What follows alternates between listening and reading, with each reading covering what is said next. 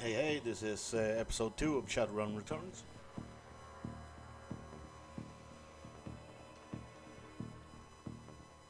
Hey, looking for a good time? Know anything about the NTSB? Yeah, the bums around here have been stealing old crap from that place for years. Not worth my time, though.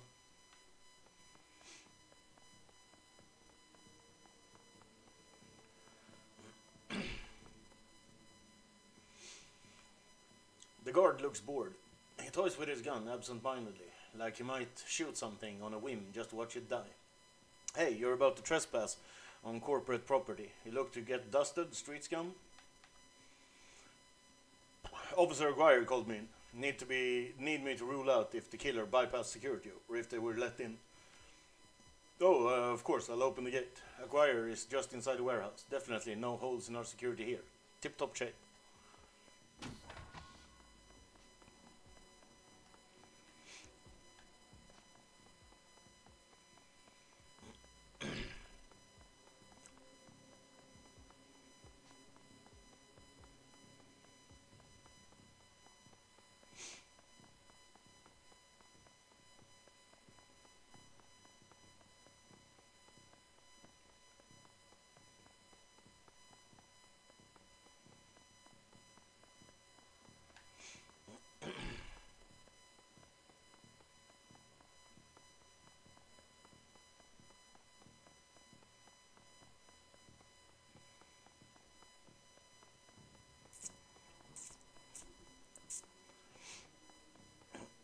Yeah, not a lot here.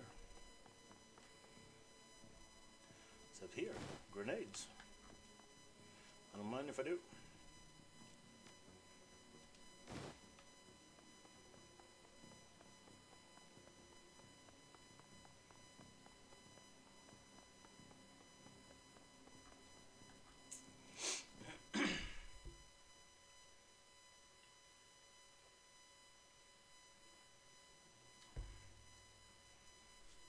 The warehouse. Inside the large grey warehouse is as typical as the outside. High ceilings adorned with girders and rickety catwalks. Top a huge utilitarian room. Concrete and steel walls meet a concrete floor. This is a place for storing things and nothing more. Despite the quiet on the outside, the inside is a hornet nest of Lone Star officers going about their business. In the center of the activity is the Emerald City Ripper's latest victim. With uniforms everywhere, no one stops you at the door. It seems this case hasn't leaked to the press yet. Lone Star or no, you've got a job to do.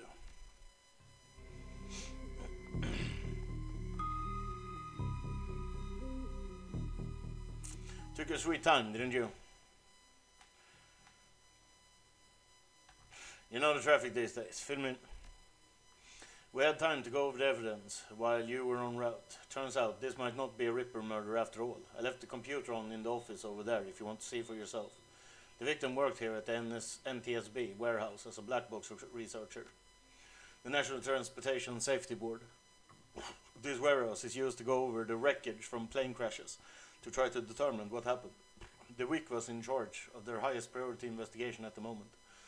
We've gone through the victim's computer and his case notes indicate he was selling secrets. Idiot, kept records. Scientists don't make good criminals. Tell me about it. Some runner like you probably offed him to cover up his corp master's involvement and tried to make it look like a Ripper killing. Here's the office key. Check it out for yourself if you want.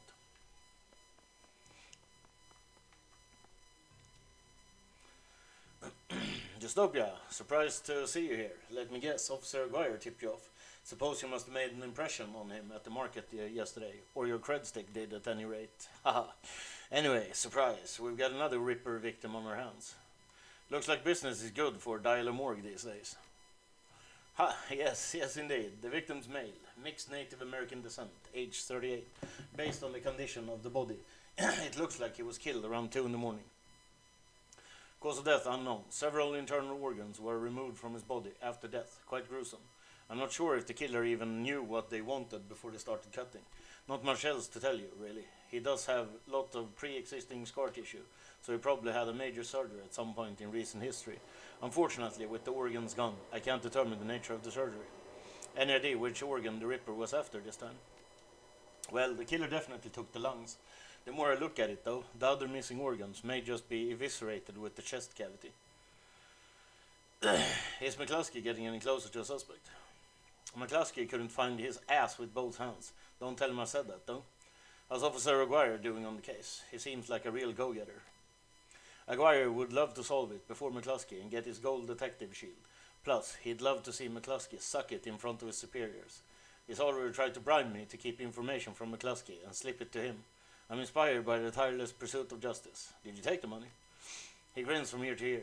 Do you have any idea how much this job pays these days? I don't think Aguirre's officer salary is going to do much to seduce me into helping him. It sounds like the Ripper is taking a different trophy from each victim. Sam's liver, this guy's lungs. Any theories? Sorry, I don't do theories. I'm just a scientist who happens to prefer dead people. However, while there was massive damage in the chest cavity, I can see that the victim's lungs were transplanted, which is interesting, since another victim's missing heart was also transplanted. Granted, modern medicine has made organ transplant relatively easier, but it is an odd coincidence. But as a scientist, it's just that, a coincidence. This is only the third body I've personally examined. One of our other branch managers handled the other two. If I find that more of the victims had organ transplant, I'll let you know. Who is that woman over there? No clue. She just showed up next to Kin, I think. I'm going to take a look around. Good luck out there.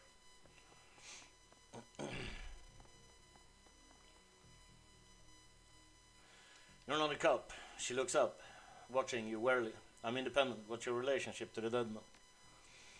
The suspicion in her voice and eyes depart almost instantly when the subject turns to the deceased. He's my brother. I've been trying to speak with him, but I'm afraid his spirit is too distorted by his recent journey to answer me.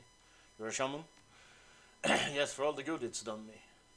If I could just make contact, I might be able to deliver justice and allow my brother's spirit to rest. Were there any other witnesses? Not so far as I can tell. Not among the living, anyway. Realization then dawns, bringing the light back into her eyes. But my brother's spirit may not be alone here this night. She closes her eyes and concentrates, droning a low chant you can barely hear. Yes, there are others. Other spirits who may be of help. Her features harden in frustration, as if she's searching for something that remains elusive. Sighing, she opens her eyes and fixes you with a stare. But I can't do it alone. What do you need?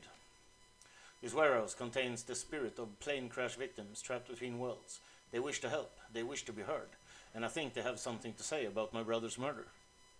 Lone Star won't let me in there, but you seem to have a run of the place. If you can find personal items that belong to the victims, I believe that I can summon a spirit to speak with us. I'll need at least 2 such objects. Can you find them for me? I'll do what I can.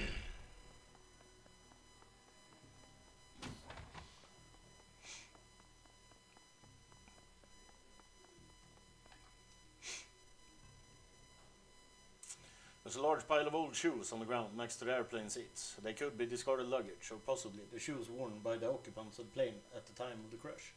Dig through the show pile. Sorting through the shoes, you realize that there are 3 shoes with no matching pair. A left blue sneaker, a right red high heel pump, and a left black dress shoe. Inspect the dress shoe. The dress shoe is a black lace-up with a rubber sole. Inspect the high heel. The pump is a department store knockoff of an Italian brand. It is otherwise unremarkable. Inspect the sneaker. The sneaker is a child's and musty, sweaty smell.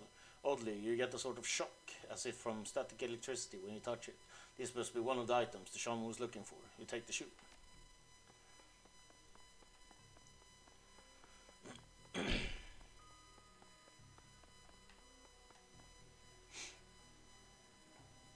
It's hard to say whether this is a heap of items and refuse recovered from plane crash or simply trash that hasn't been taken out yet. Dig through the trash. A sticky substance of some sort seems to have seeped through the trash pile, and your hands are quickly covered with the stuff. After searching for a minute, you unearth a handful of interesting items. Inspect the earring. The earring is made out of burnished steel, formed into the shape of small salmon. An intense primal fear washes over you as you touch its surface. This must be one of the items the shaman was looking for. You take the earring. Inspect the dented lunchbox. A dented tin lunchbox that's seen better days. You can barely make out the face of the grinning troll in the front. Inspect the cred stick. Surprisingly, the cred stick is still functional. You slot it into your PDA and 200 is added to your account.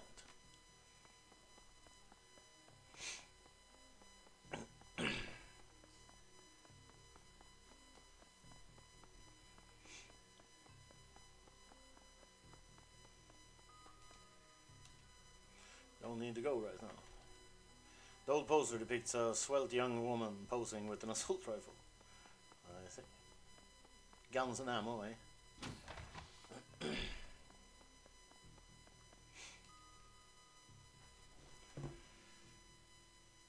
The researcher's work cyber terminal has been left on, presumed by the Lone Star investigator. Read the notes, case file 95. Case file 95, Federated Boeing jetliner, IDM 2305, corporate owner Aris.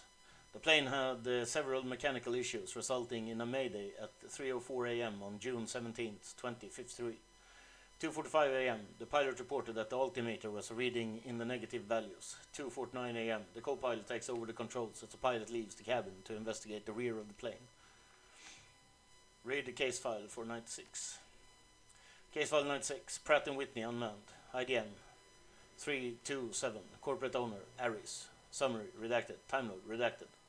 Read the notes for case file 98. The file has been corrupted. Read the researcher's private notes. The notes that appear on screen certain to NTSB case file 96, the crash of an Ares jetliner near the UCAS and Sioux Nation border. The crash is reportedly the result of an equipment failure. Reading further into the investigator's notes, however, you find substantial evidence linking the crash to an experimental Renraku research initiative. This information could be worth a great deal to the right buyer. You download the researcher's note to your PDA.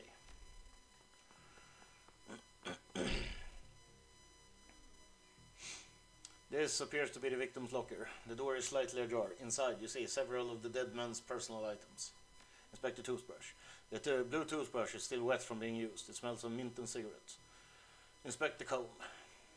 As you reach for the comb, the hair on the back of your hand stands on end, and when you take it off its little shelf, your heart thumps in your chest hard. This was one of the items the shaman was looking for.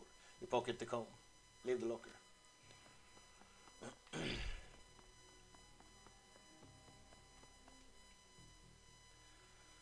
What? If this was a corporate hit, why they leave the evidence on the computer? Good catch. That information probably worth a fortune if you found a buyer.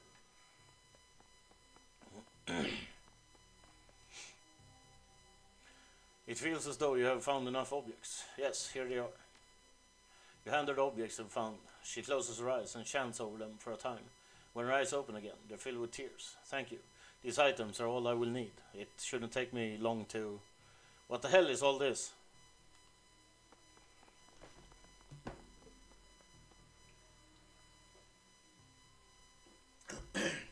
Officer Breyer trails after the detective, only meeting your eyes for a moment. She is the victim's sister, sir. This is a crime scene, officer, not some Salish drum circle. Isn't it standard procedure to contact next of kin? Ma'am, consider yourself contacted. Now get the hell out. Come on, if you stay much longer, I'm liable to do something I regret, or worse, something I'd enjoy.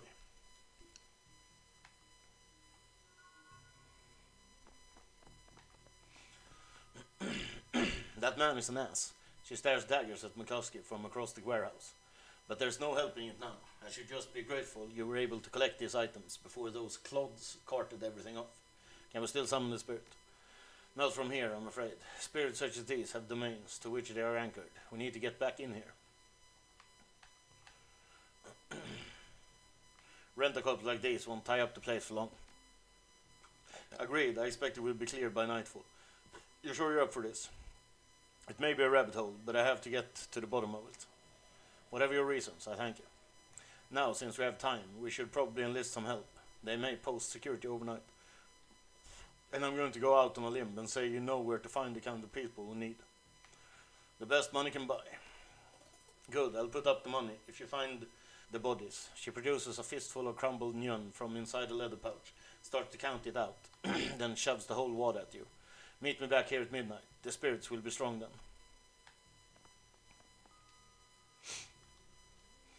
As you start to leave the warehouse, your comlink chirps and the face of Coyote pops up on the screen. Coyote looks tense. Hoi, Dystopia, you in the middle of something? Just getting jerked around by Lone Star. Same old thing. I hear you. Her jaw's set. I don't know if I ever told you this, but I was born in the Royale. BTL pushers like Stevie J ran the squats. Ran my world when I was growing up. Sounds nasty. Her brow furrows.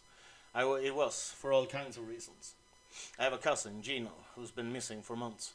He hit the sprawl about a year ago and immediately fell in with some tweakers, bad guys. They hooked him on high-amp dream ships and started using him for all sorts of dreck. I tried to help him, but he pushed me away, then he disappeared. I've been shooting up BTL labs ever since, trying to find him. I'm guessing you have a new lead. It's not a lead. Her face lights up. She's running hot, has a serious edge. I know exactly where he is this time. Got an old friend who eyeballed him herself. I'm on my way. Paco's with me, but we could use another hand. You in? I need you right now. On my way.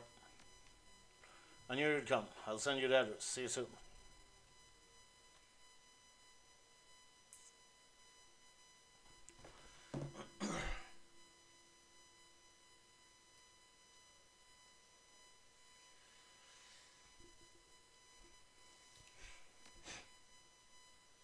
The cluster of dilapidated buildings where Kyoto told you to meet her appears to be the remnants of public housing project. The buildings look like a cesspool filled with human debris. You find her standing with Paco on a street corner, eyeing the roofs, the doorways, the windows. Despite his attempts to engage her, Kyoto barely says a word as the three of you weave your way through the tenements. She walks purposefully, her new cyber hand flexing open and closed with every step. It's unclear whether the action is voluntary or not. You circle around the back of the building and Coyote jumps up, grabs the bottom rung of a fire escape ladder and pulls it down. Without a signal, she starts climbing towards the roof. Paco looks at you, worried, and starts up the ladder. Thanks for meeting us, Dystopia. I owe you one. No sweat, I figure you could use the backup. Yeah, you never know what sort of firepower to expect in one of these BTL squads. Yeah, she brightens. Oh, hey, listen. I got good news for you. You know Sam's sister Jessica. One of my contacts found her for me while you were on your way. I called her and asked her to meet you at the Union later today. Hope that helps. Good job, thanks. She looks at you, her scarred face soft. Least I can do. Alright, let's get this done. My cousin, Gino, should be in one of the squats past that door up ahead. I hear there's a whole lab set up in there. From my experience, there's usually a lookout watching for cops outside and a guard at the door inside. Like I said, don't know how much firepower to expect, but these guys are nasty, so stay on guard. I just want to get in, grab Gino and get out. Right behind you, babe. Let's do this.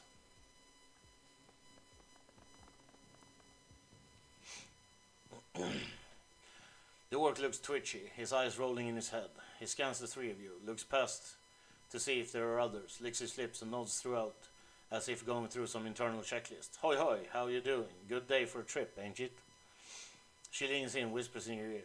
This guy's a clocker. Trades work time for ships. Part salesman, part lookout. Probably has a signal device for the guys inside.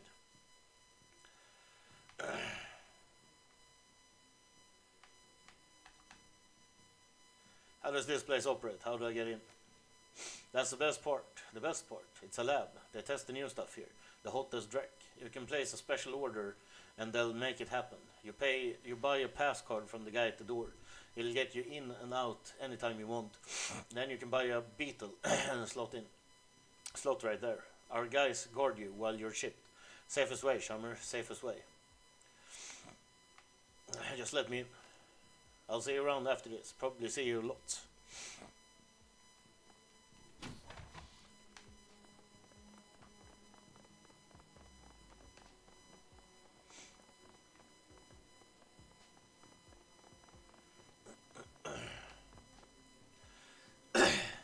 Concerned woman.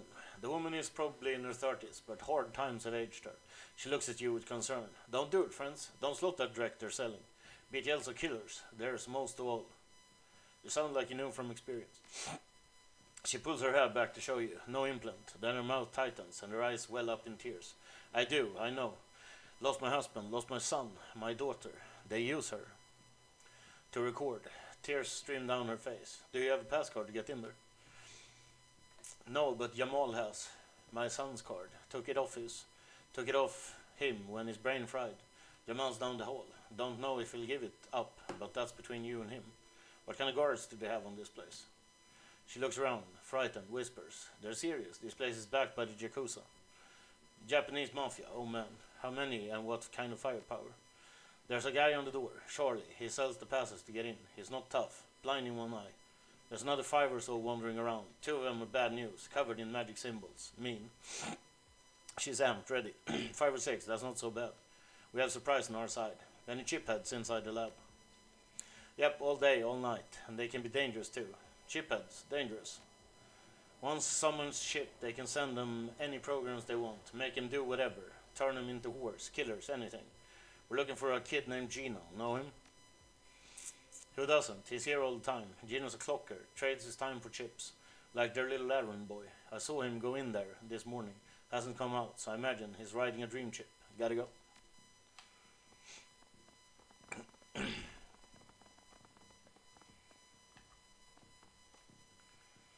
Charles Nork with an expression of boredom and one milky eye. He drones through his standard patter. Need a pass, 15 yen each, 150 for a lot of you. They'll let you come and go as you please. You can ship in there and we'll keep you safe while you ride. BTL ships are separate cost, lasts about 3 hours, prices vary. Never mind. Jamal has the look of a long-time chiphead, emaciated, hollow-eyed, but hungry and desperate. What you looking at? I hear you have a pass card. Give it to me. His lip curls into a feral snarl. This is the Baron's, Omei. You want it, you take it. Oh, really? No.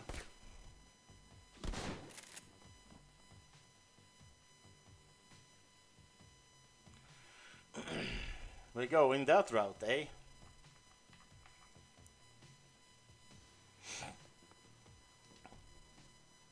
You have Overwatch unlocked for your character's weapon. Overwatch allows you to ready a skill until an enemy comes in its range, allowing them to use that skill before the enemy's turn is over. To use Overwatch, press X while selecting a skill. Use the L stick to aim and A to confirm. Overwatch is only available when your character has the appropriate skill level with your current weapon.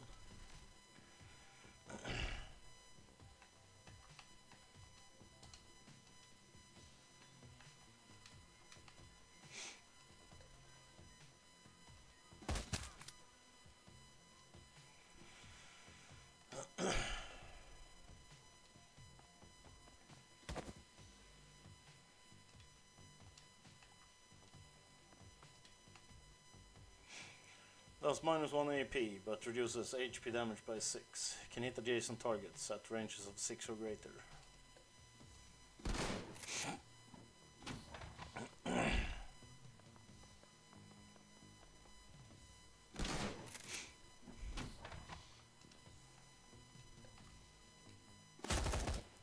Elf muscle.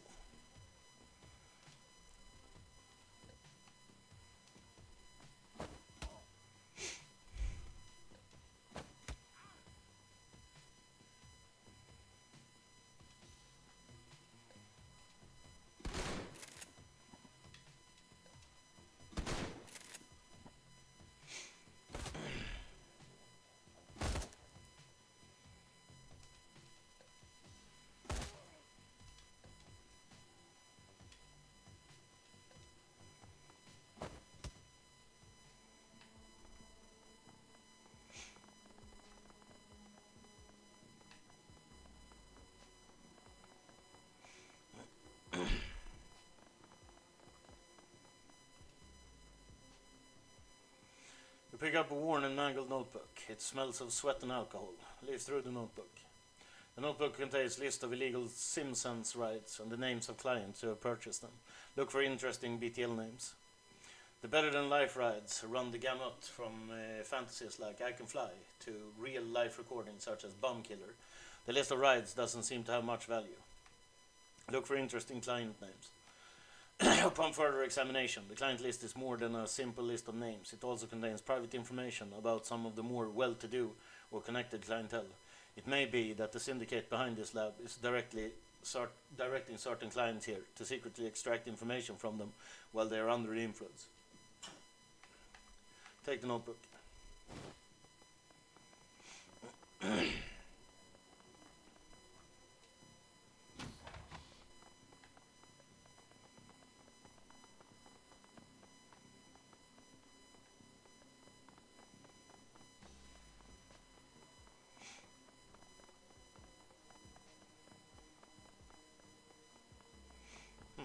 There's a room there. How do I get in there?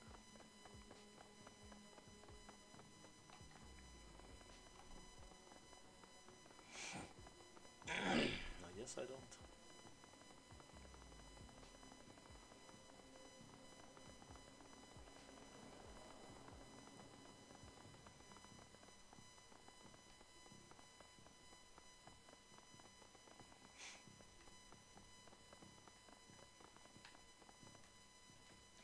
The entire floor of this tenement has been given over to the chaos of technology and squalor.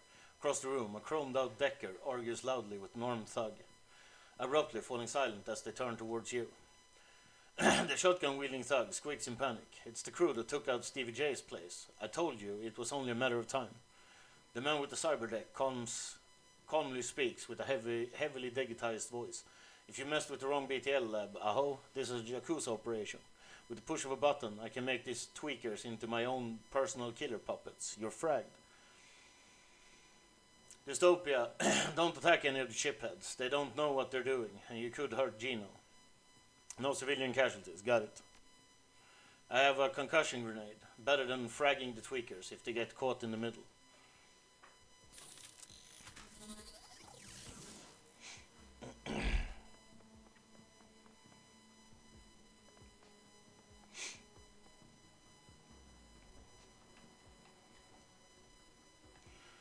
So how the fuck do I use my deck then?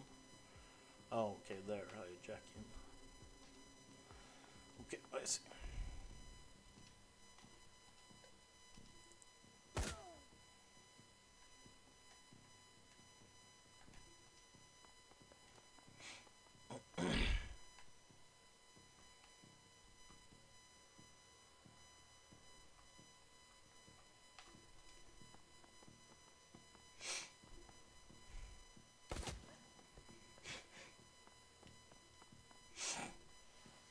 No,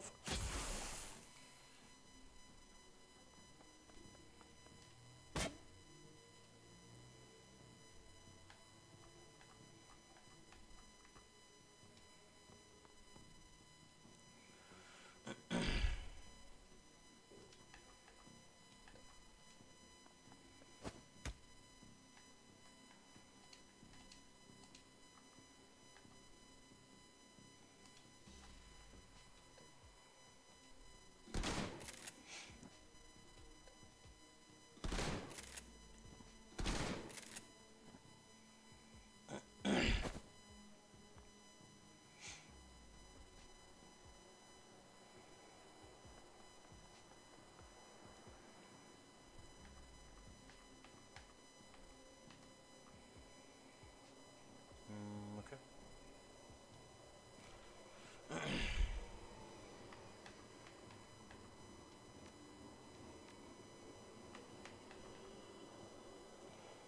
Confirm.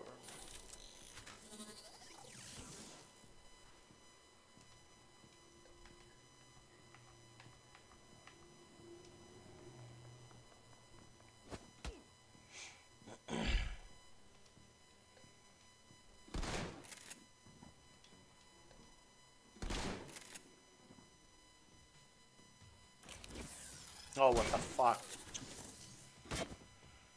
Okay.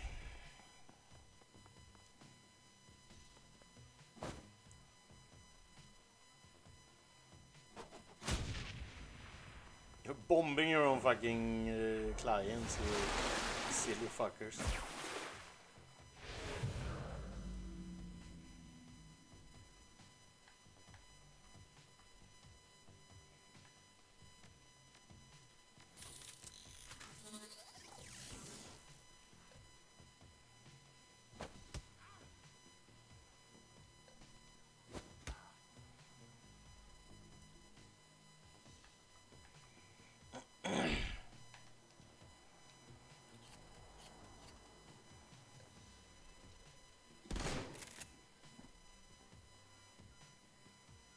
The Matrix help slide will give you a rundown on some of the features you'll encounter navigating through cyberspace, including system trace, Matrix combat, and Watcher IC.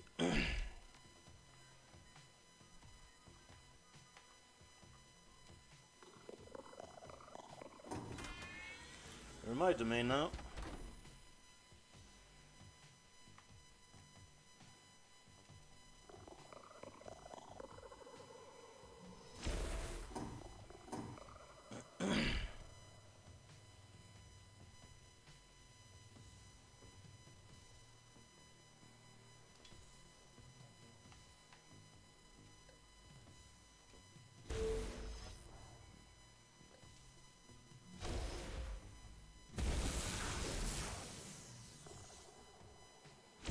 Ouch.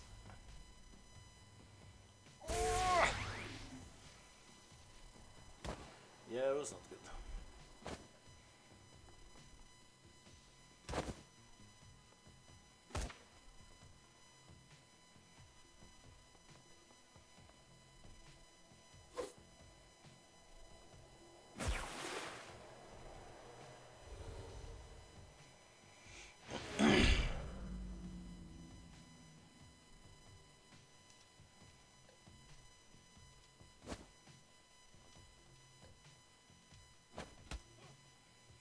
Just fucking die.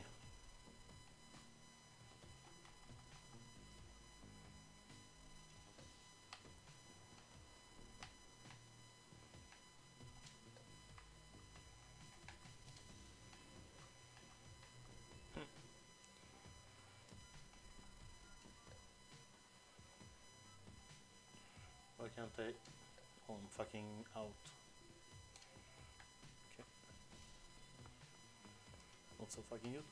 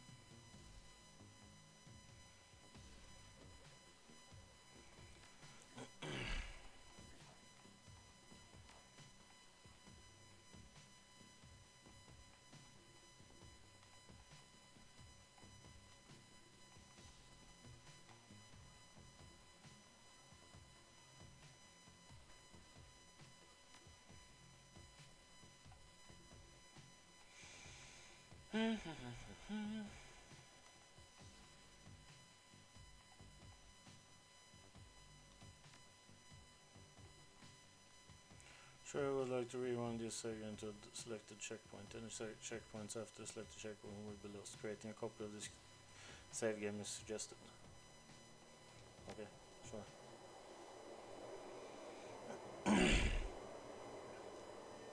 Yeah, I need to fucking save more often.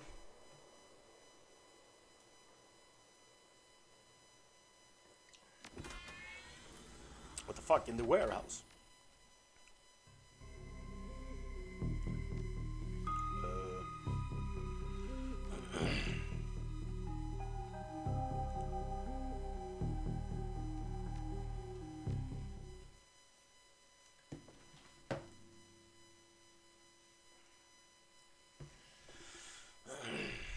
Here we go.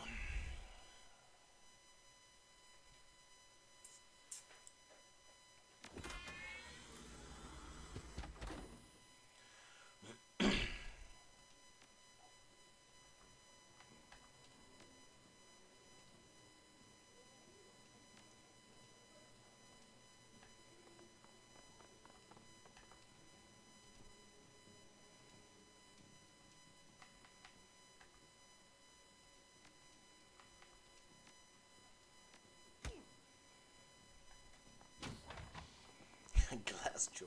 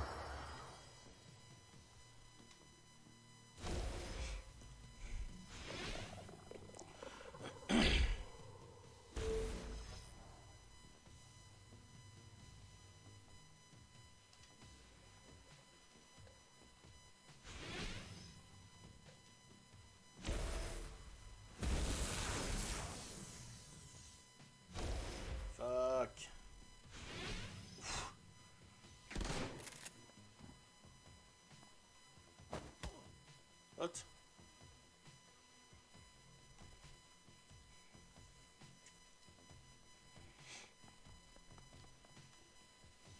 No, okay.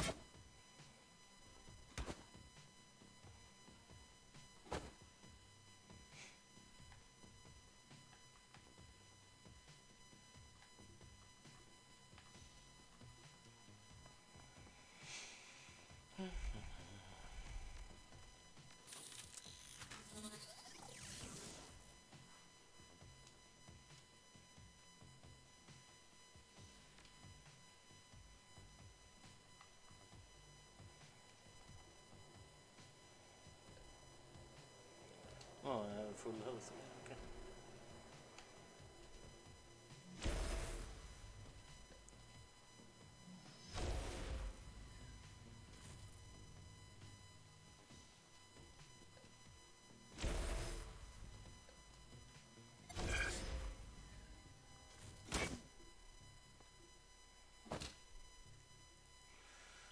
Tank for me, Paco.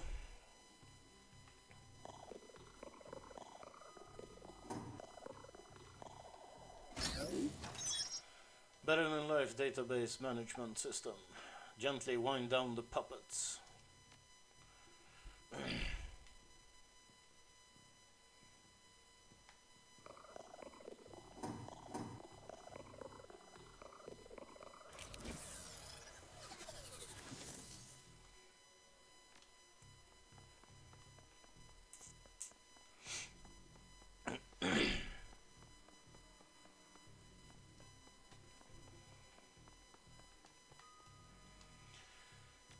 bitches.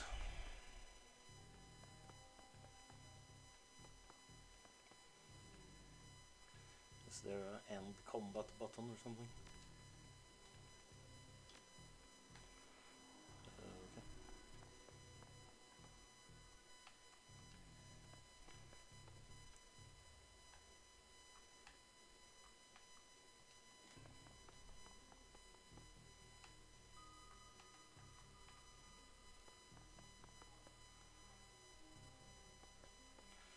Oh, I found the fucker.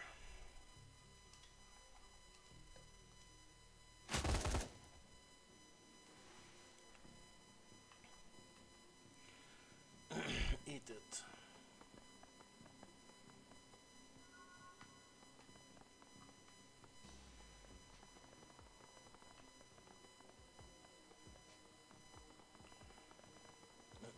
Is there anything else?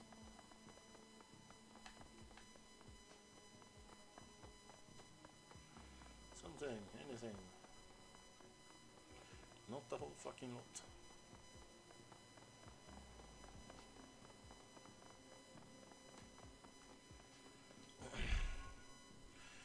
You eject the BTL Gino's been riding. He gasps suddenly and his eyes flutter open. He looks confused, worse than the other shipheads you've seen. His lips are white and chapped, his eyes sunk into his head. There's vomit on his shirt and sweat on his forehead. When he speaks, his words are slurred. He's burnt. Well, what the hell? Who slotted me out? Who fragging slotted me out? Coyote is shaking. She looks horrified. Gino, it's me. It's Carla. Gino looks at her with glazed eyes. No recognition. Slot me back in, goddammit. This is bullshit. I don't want to be here anymore. Slot me back in. He looks around the room angrily. His hand reaches for his implant. Coyote grabs his wrist. Stops him. Gino, no. Coyote, be careful. Gino wrenches his wrist from Coyote's grasp as he staggers back. Reaches under his shirt and pulls out a gun. Coyote watches him, horrified, with tears in her eyes. Gino waves it around, blinking wildly. Back off. Just back the hell off. Take it easy, Gino. We're backing off. He presses his hands to the sides of his head. His fingers still on the trigger. Squints. What the hell is wrong with you people? We're trying to help you. This is the way you help me? Look at this place. Look at me. He looks around at the squalor in the room, then glimpses his own reflection in the machinery. Oh God, look at me.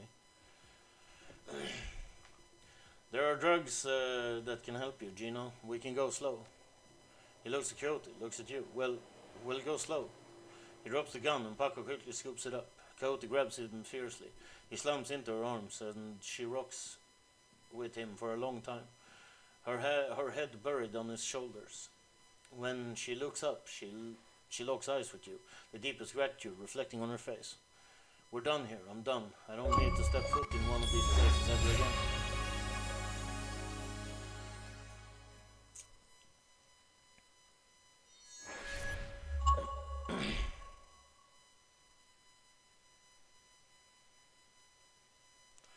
Looking for trouble. Shannon's plan is the best lead you've got to find out more about the Ripper.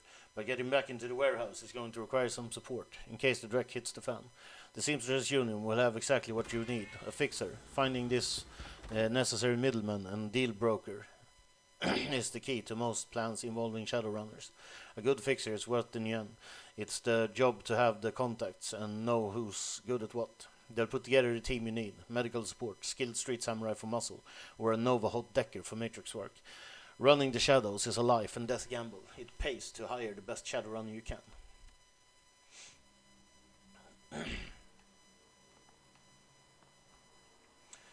Cherry Bomb flags you down as you walk through the door. Hey, Dystopia, there's a woman looking for you. Jessica something. She's waiting for you by the stage. Bellevue type. Wouldn't order anything, won't touch anything. I think she's afraid of diseases or something. Thanks, Sherry. No charge, Summer. Why is the bar so empty? We don't get much action in the early afternoon. Just a few salarymen slumming Touristville and hoping to talk to Madam Sinful and some die-hard regulars. Madam Sinful? That's what the downtown folks call Mrs. Kabuto. It's a Touristville thing. They like her to have a naughty name like that. Who's around? I just got in, but I think Coyote is cleaning the back bar. Mr. Lyle is hanging out in his usual place. The vendors downstairs came in a few minutes after you. After me. Oh, and Bartlett's here. Don't think you've met him yet. Who's Bartlett? John Bartlett. Big presence at the end of the bar. He's in the biz, connected. You might want to meet him. Is that guy still bothering you? You mean my ex, Shane? Yeah. No, he hasn't been in in since that last time. No calls or pages, or handwritten notes either. Weird. He was so persistent. I guess he finally got the message. Maybe he'll find someone at that universal brotherhood of his and settle down. I'm gonna have a look around. Have fun. I'm very busy. You show me something worth my time, or you walk away.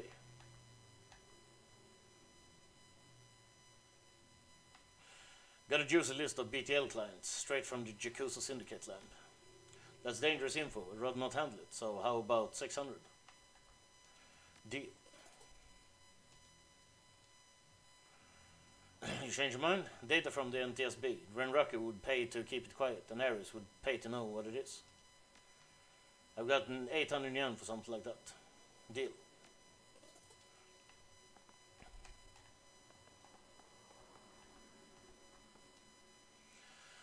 Full of life, with a quick smile, the man tilts his head and watches you approach. Hey guy, what's shaking? A little of this, a little of that. I hear that, oh my. I think I might have something for you, if you got the yen. Time is money, I'm listening. You ever heard of the Nephilim Network? Of course you have. An in-the-know guy like you has to have heard of the premier Merc team out there. Of course I have.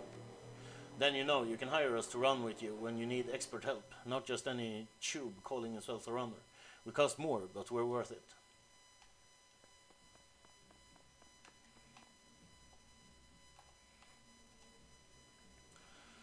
At a glance, you can tell that Sam's sister, Jessica, is from a different world, the opposite of Sam in almost every way.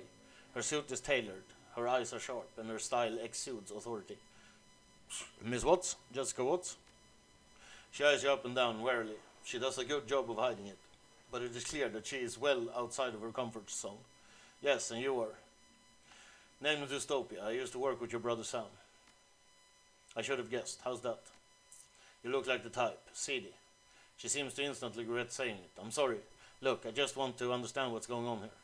A woman who calls herself Coyote contacted me this morning to inform me that my brother was dead, and that I should come to this place and speak to someone about an investigation. That's right, and I'm hoping you can help me get to the bottom of this.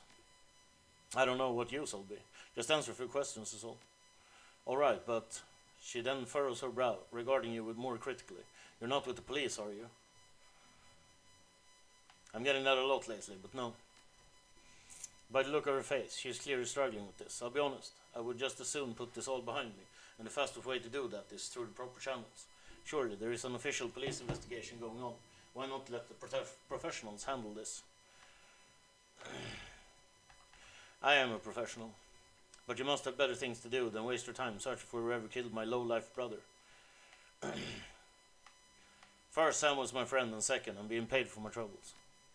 She seemed genuinely surprised. Someone's paying you. I find it hard to believe that anyone who really knew Sam would put up the money. Who is it? Sam, he hired me from beyond the grave.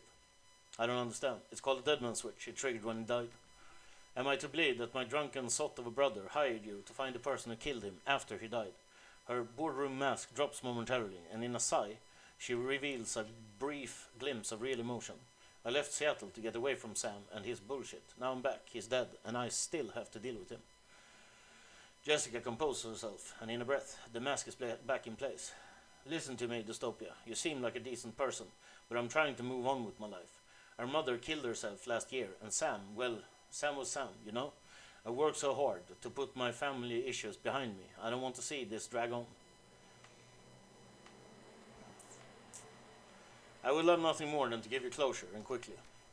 I appreciate that, but I think I'd prefer to just let it be. No one else needs to get hurt. On the street, honor still means something. I'm sticking with the job. Honor? How about honoring the wishes of the living instead of the dead? She sighs. She's done. Never mind. I can see that you're not going to let this go, and I respect that you are honoring my brother's memory in your own way, but I hope you can understand how emotional this is for me. Jessica's demeanor instantly changes, from reluctant to help in a span of single meditative breath. Maybe you can do things in a way that the police can't, and maybe I can help. What do you need from me? When was the last time you saw or spoke to Sam? It's been ages. I can't even remember. The bartender here recalls Sam complaining about arguments with his sister. I don't know what to say. Maybe he dwelled on the past when he was in his cup. We certainly argued enough when we were younger. Did Sam have any enemies? Sam's biggest enemy was Sam. I don't know of any other. You would likely know better than me these days. Were you and your brother close? I think I've made my feelings about Sam pretty clear, don't you? You don't seem to care whether his killer faces justice. Of course I want justice. I just can't let him drag me down again. Show her a picture of her and Sam as children. Jessica takes the photo from you guardedly, as if it might sting her. But that guard drops the moment she looks at it. Where did you find this? In Sam's bunk. I can't believe he kept this. It was one of the few possessions he had. She studies the old photo for several silent moments. What happened between the two of you? Things were different back then. We were different. We were a family.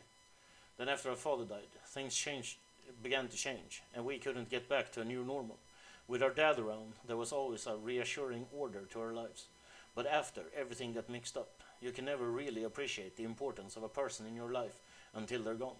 The remorse plays wet across her eyes, and it seems that she's not talking about her father. Jessica then steels herself to tell the rest. Sam tried to be the man of the house. He truly did, but he couldn't handle it. And pretty soon he had spent every dime of our father's life insurance, every dime. After that was gone, with Mom working 2-3 jobs, he spent all her money too. I couldn't stand the way he abused her trust, so finally I just had to leave. She holds the photo forward, one part of her ready to relinquish it along with the past, and another looking to hold on to both. May I keep this? Sure, I got what I needed from it. Thank you. Tell me about your mother and her death. She was a devout Catholic. I don't think it's an exaggeration to say that she sacrificed her life for Sam and me. But she turned a blind eye to what Sam was becoming, refusing to acknowledge this downward slide. I couldn't watch her do it anymore, and so I moved out. After I left, we drifted further and further apart. I wasn't here when she died. In fact, I didn't even know about it until I returned to Seattle 5 months ago. Where were you on the night? Well, where were you living before you moved back here? Cal-free. What brought you down here? It was less of what brought me here than what made me leave here. I felt lost in Seattle, so I moved to California to see if I could find myself. And did you? Actually, yes. While I was there, I developed a whole new outlook on life, a vision for what the world could become. I came back here to help make it happen. I've taken up enough of your time. Thank you, Miss Watts. Just as well, I need to get back to the office. But before I go, you should know that I'm reinterring my mother's body tomorrow, and I'm arranging to have Sam buried with her. The funeral is tomorrow at Our Lady of the Blessed Sacrament, 7 o'clock. You're more than welcome to attend. Thanks. Goodbye, Dystopia. I hope you found what you're looking for. Stay safe.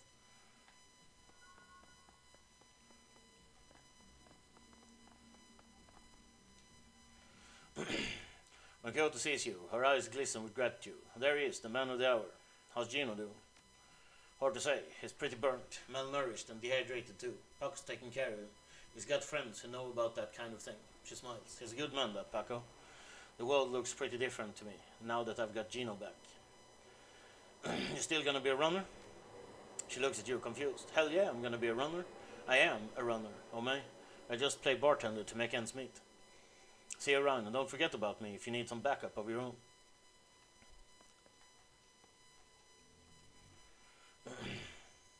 Glad to see you, Dystopia. And you, Miss Clue, holding down the fort? As always, though people are more on edge than usual. Word got around about the latest Ripper killing, and people aren't feeling safe.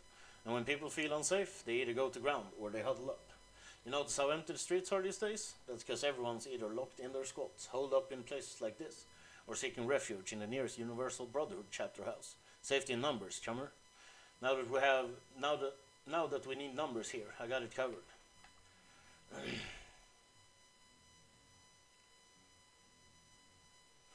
I'll bet you do. See you later, Miss Clue.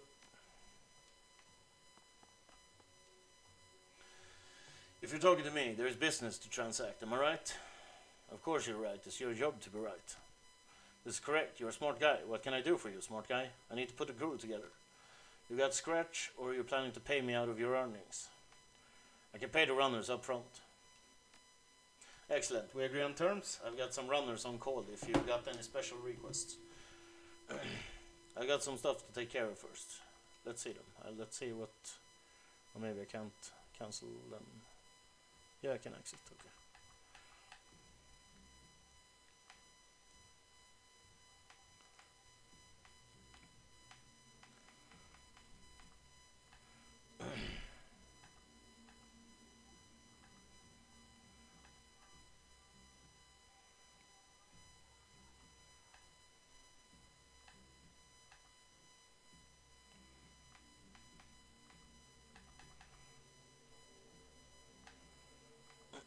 Add up some melees.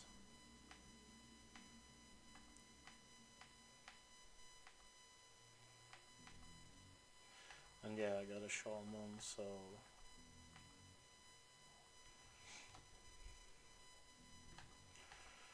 so like rigor.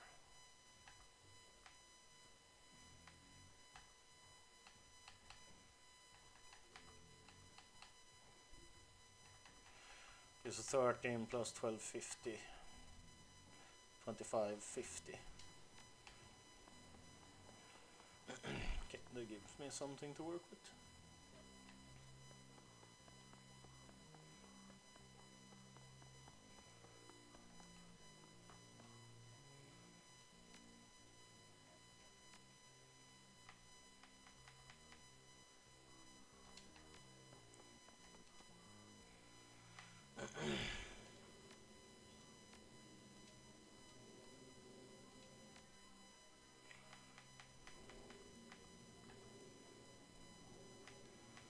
Some more power.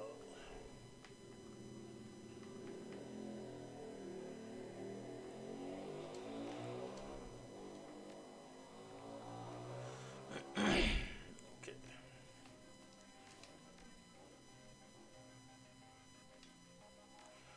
Spend karma, intelligence.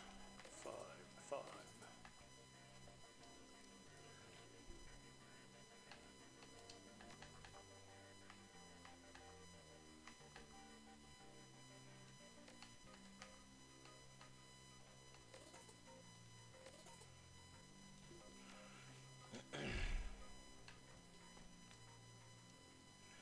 See your inventory. Programs 4, ESPs 2, Evasion 2, IP 175, AP 3. That's quite a lot better. Buy that. Consumables. Assassin Expert System Program.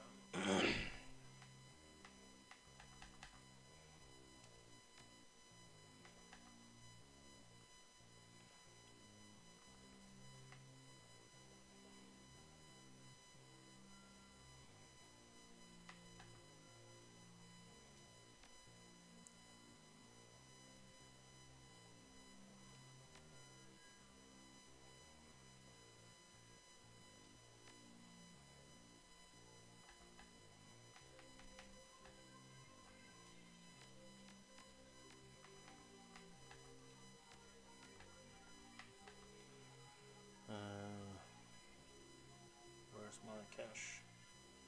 Total cost. Buy.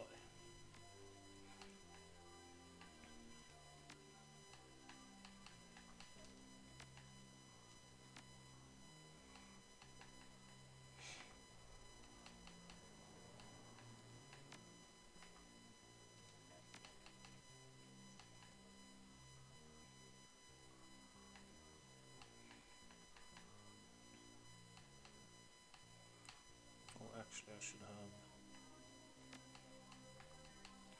a couple of resurrection kits.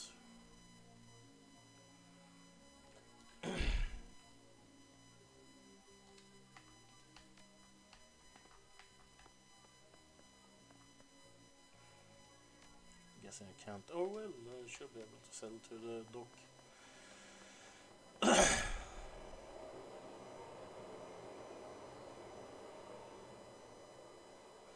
Dr. Castle glasses up only briefly from her shorts. Her impish friend, on the other hand, tracks your every move like some sort of a humanoid raptor with a mouse under its shadow. Lived to see another day, have you? That remains to be seen. Still more work to be done.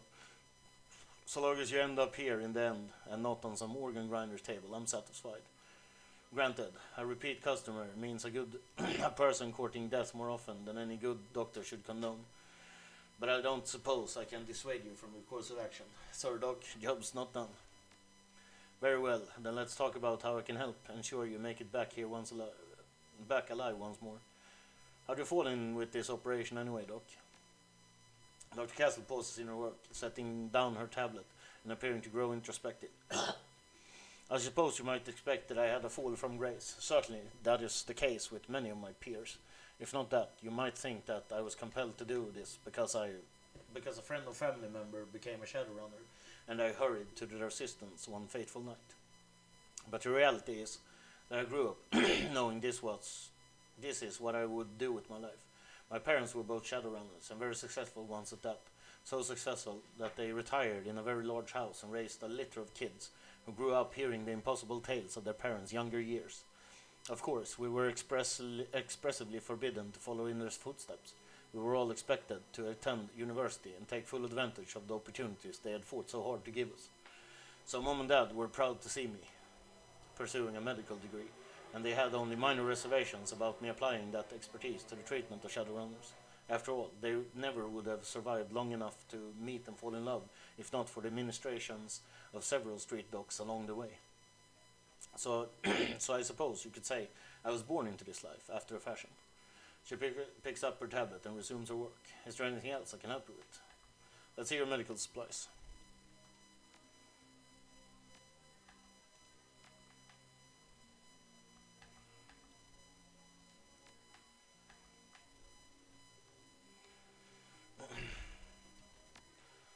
So I have 2k about. Let's see here what you got.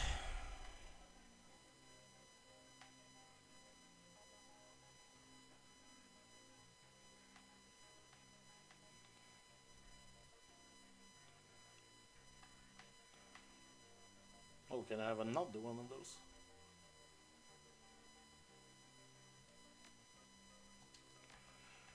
Let's see.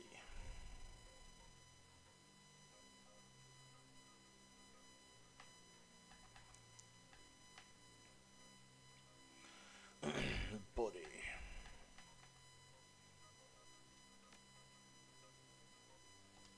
I only got 2k though, so yeah, let's not. Or we can buy one of those actually.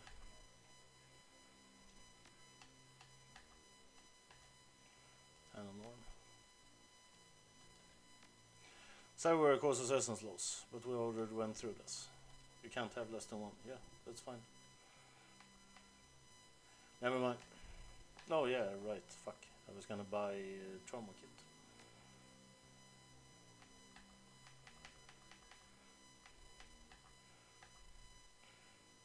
Two of these, no. One of these, no. Okay, fuck it. We'll do that later.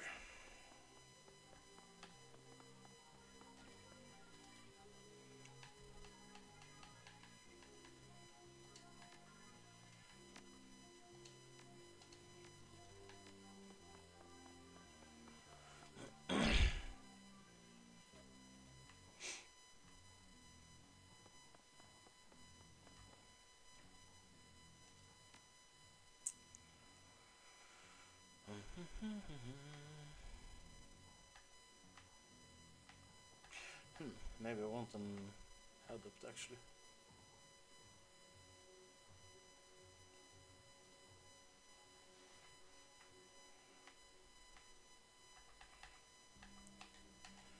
Let's see what she has.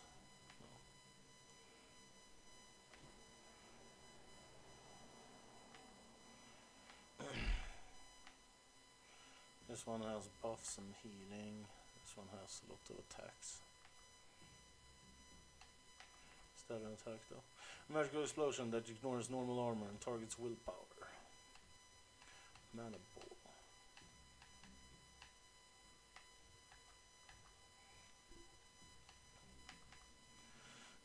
Weaken armor. A line of fire controlled by the caster and directed at one target.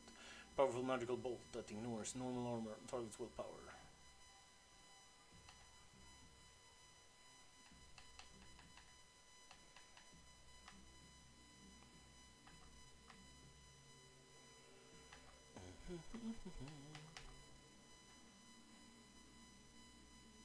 Damage 10, AoE 2.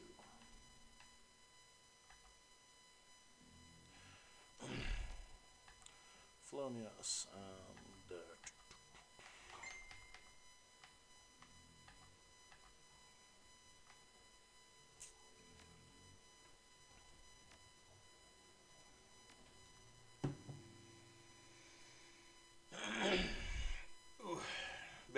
sec.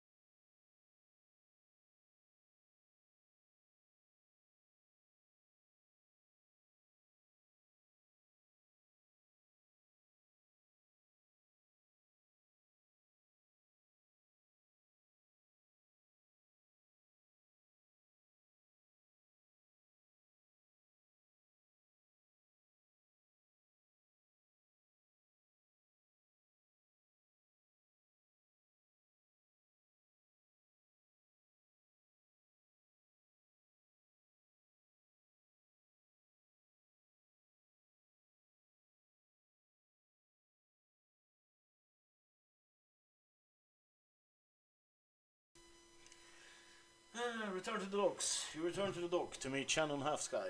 Although the Ripper's latest victim was her brother, but Shannon appears cool and professional, a consummate runner by birth, if not by trade. She'll get the job done, and hopefully one of the heart spirits in this place can point you towards the Ripper. Dealing with spirits can be tricky business, but when they deliver, it's pure platinum. One doesn't have to be an Amerindian shaman to summon and control spirits. Anyone with magical talent can do it, but Shannon seems to have a particular connection to the spirit world. As you approach the gate, you know something's not right. The dock's already strange and uncomfortable at night. Trigger the need for caution. Then you see it. The guards are missing and the gate's been smashed in.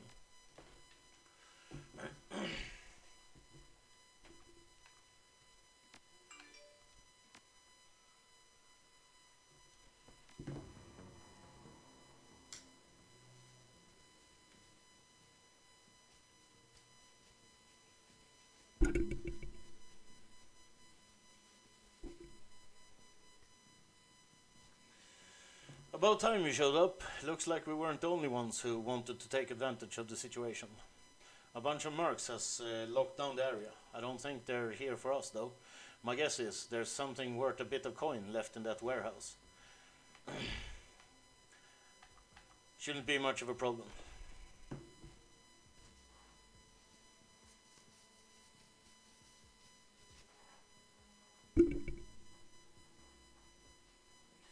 Well, it was for Lone Star. They're all dead. Hope you're better shot than they are.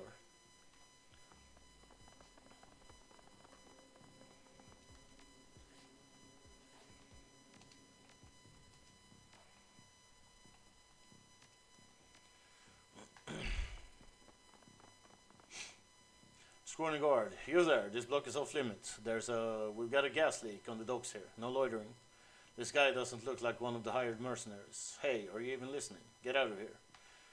I'm not here for you. Just let me through. Look, I didn't want to have to do this.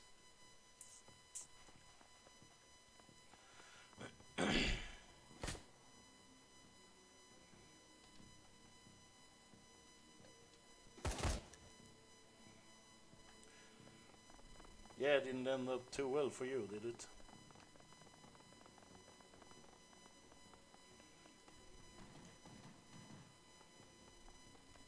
It's a big ass troll.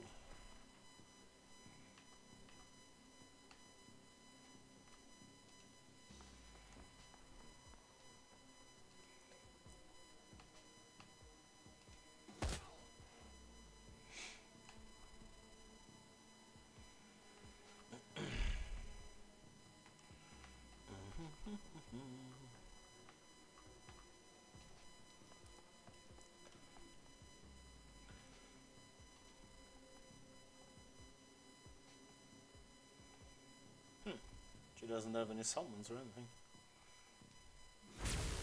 Weak sauce. Cast Powerball, damage 6.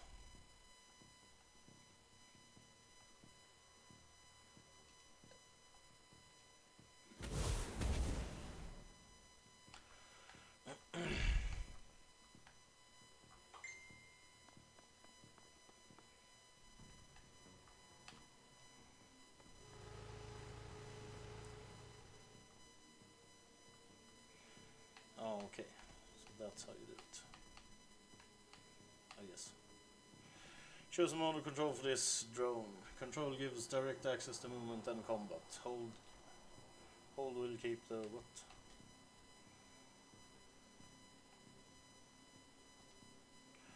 Setting the drone's stance to control allows direct control at the cost of 1 AP per turn for the rigger while it's active. Doberman drone.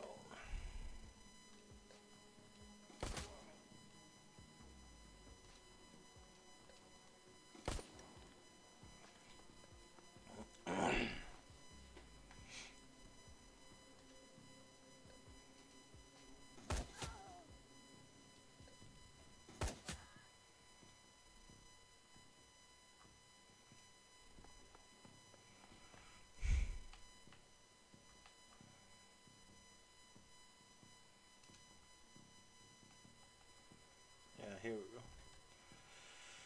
Some of the force to nature elemental. The fetish is consumed. Yeah, so might as well save that for laters.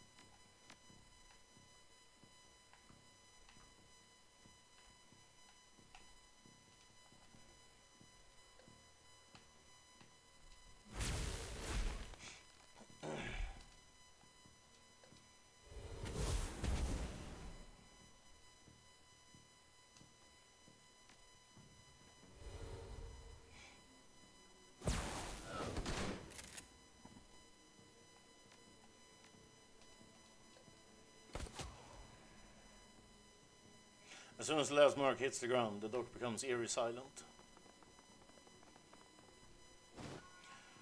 Looks like it's the key to the warehouse. See if there's more stuff to loot now. I'm guessing not.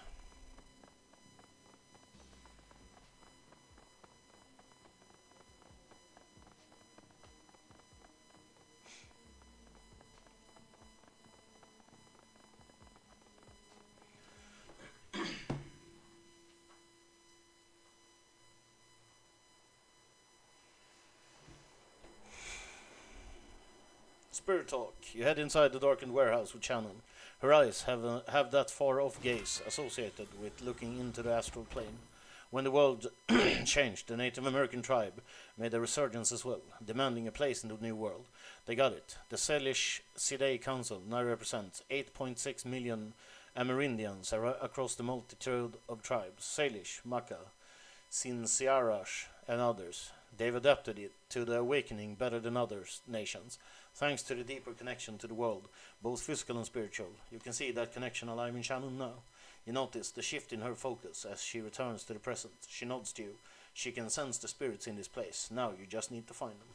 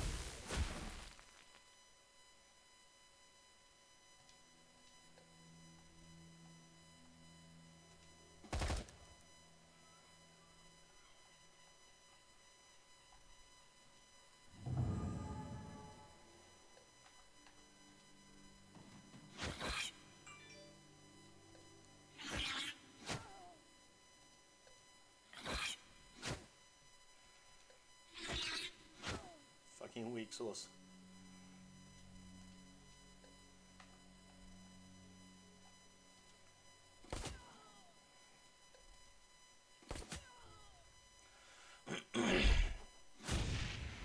Whoops.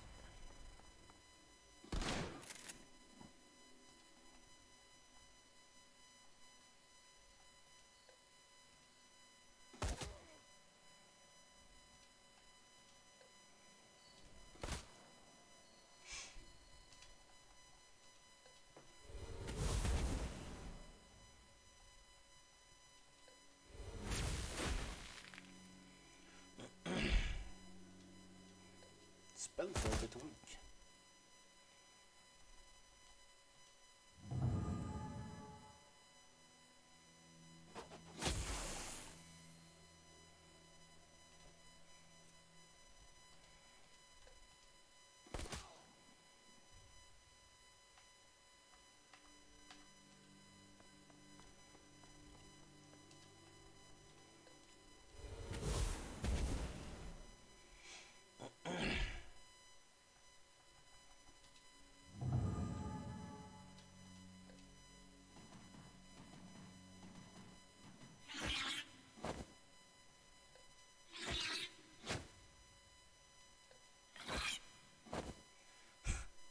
Jesus Christ, just missing.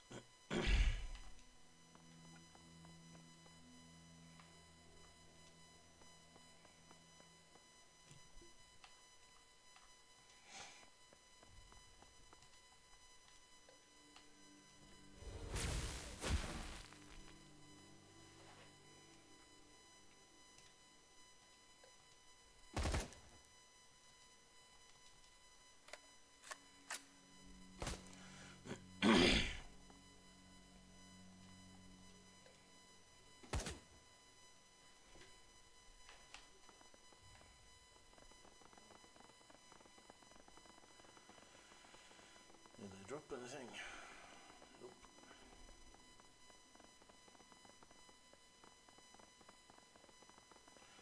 Not out there at least.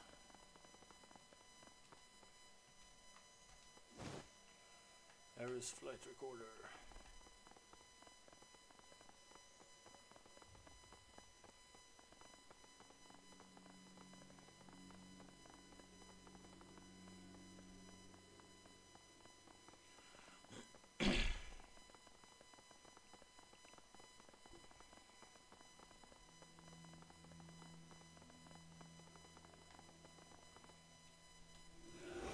Summon the spirit.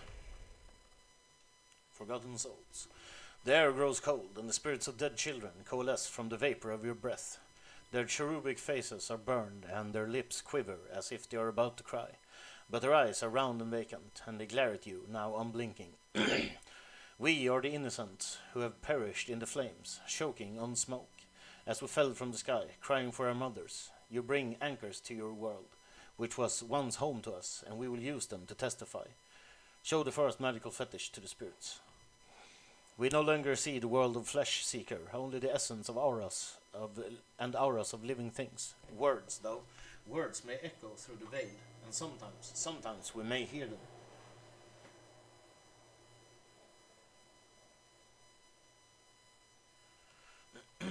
Last night, this place was filled with the scream that went on, drawing us to it. It was a man crying out for a witness as he died, and so we came to bear witness, but fled in terror before the malevolent spirit that profaned the man's remains. This spirit was other. It was not of this place. It had twisted its way through the veil and through the dark to come here. Show the second magical fetish to the spirits. When the other had gone and we returned to our vigil, we found two creatures of flesh. One you would call an elf, unsullied by technology, and able to channel the energies of the cosmos. Yet his spirit was corrupted from within. He was dark and twisted, yet not like the others. So we did not flee. The second we knew to be a troll. Ribbons of his essence had been flayed from him, leaving cold machinery behind. His aura was the aura of one simple and confused. Between the elf and the troll lay the remains of the man whose sister now chants to us for justice. The elf, his essence, remains in this place where the man died. Something has been left behind, a small part of him perhaps. Show the third magical fetish. Through us you shall bear witness and hear the words of the elf and troll. Prepare yourself.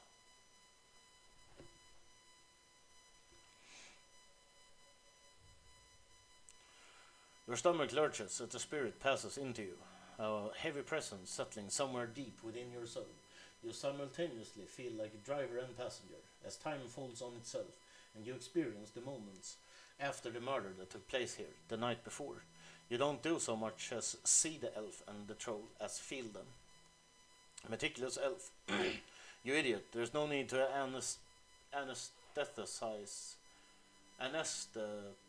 him. He's already dead. Slowly troll. Sorry, doctor. I usually put them out before you go to work on them at the hospital. Did this one volunteer too?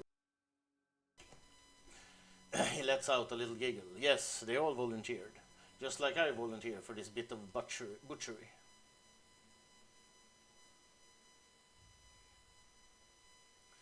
Our presence grows weary.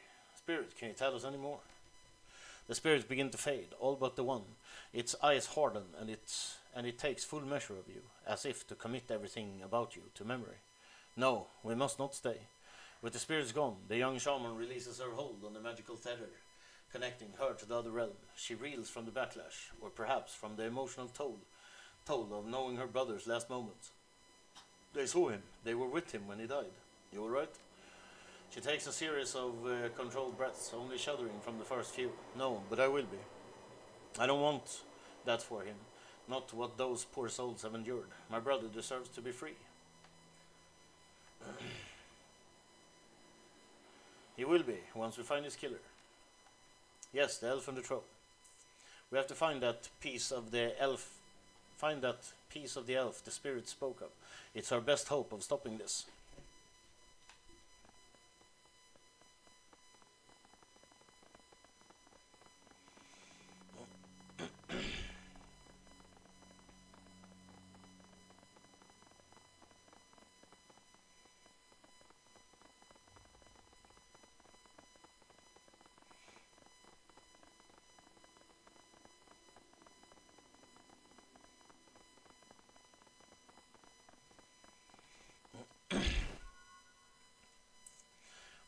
this is what the spirits wanted us to find. The piece of my brother's killer. It's not much, but it's enough. She scowls at it, looking every bit like she intends to reach through the small sample and dismember its owner from afar. And perhaps she can. Is that enough to target the spell? All I need is a drop and adequate time. But I'm still feeling quite drained. I'll need to rest before I can try anything so involved.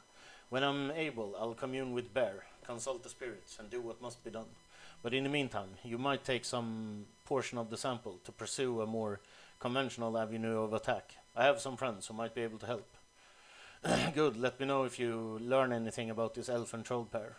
And should you find them, I want to be there when they are brought low. I want to see the light leave their eyes for my brother.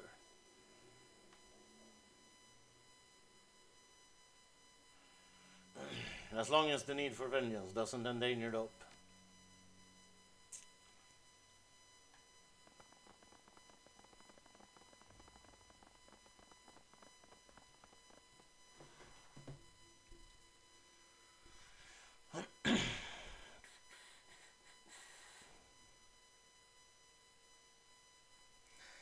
After hours, when you return to the Seamstresses Union in the early hours of the morning, it seems a completely different place.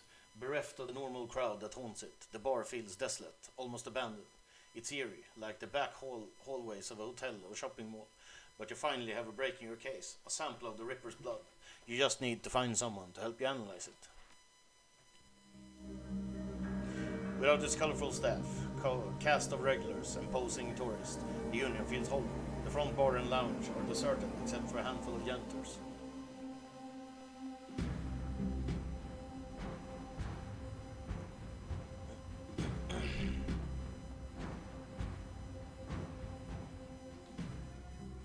Ahoyo, would you like some? She stops. Forgive me, Omei, but you look like hell. Long night. She looks you over, noting the signs of your nocturnal activities. She nods. Any run you can walk away from is a good run. Helps when the other team doesn't walk away. No one to follow you. She smiles a haunted smile. That has been my experience as well. I am glad to have left the game. I can tell you have been busy, and I can see by the look in your face that there is something you need. Is this about the Ripper? Yep, I found some DNA evidence and need help analyzing it. That's excellent. I will unlock the piano so you may go downstairs. I am certain someone in the safe house will be able to help you if they are awake. It is likely that you will visit the Matrix before the day is done. May I take a sausage? Take the whole plate.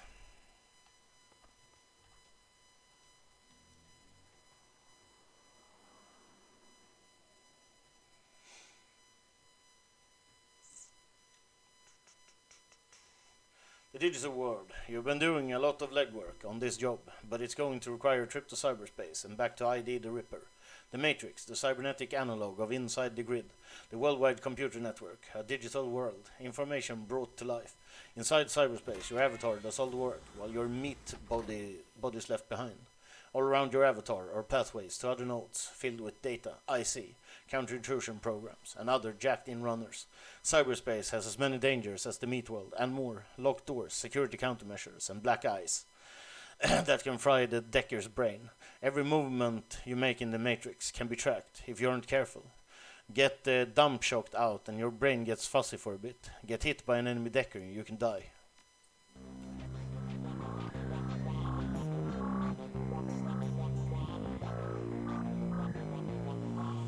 Morning, you look like you've been up all night. You look like you've seen some action too. Can either of you two do a DNA analysis on a blood sample? Doc Castle's equipment isn't really set up for that. He considers for a minute. However, I could employ a semiconductor chip.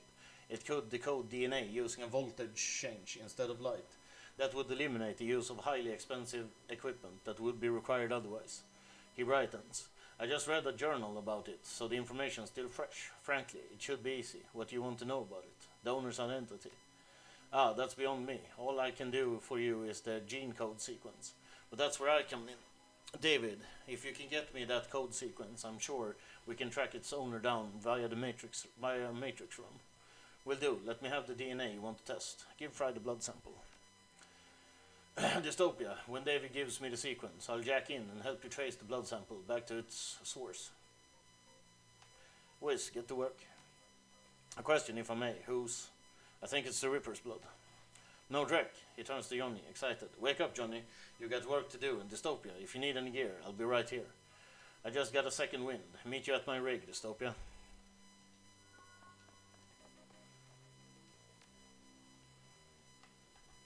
Oh look, he has the new one.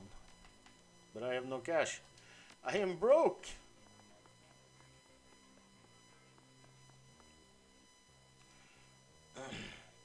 Was hoping to get some peace and quiet tonight. You got something for me. I've got a flight recorder.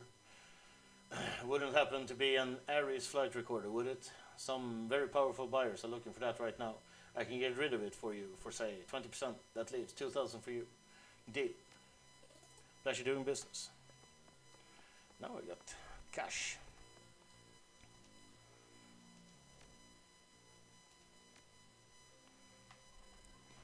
Five programs, USB, Evasion 1, IP, AP.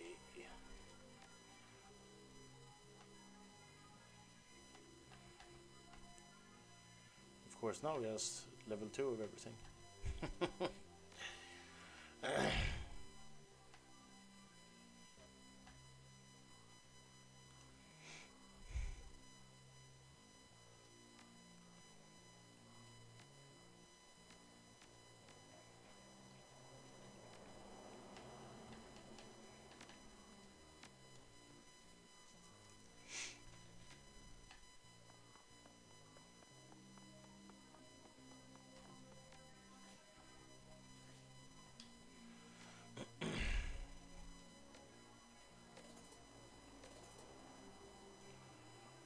Deadeye increases to hit by 20%, pierces up to 2 armor. Take it.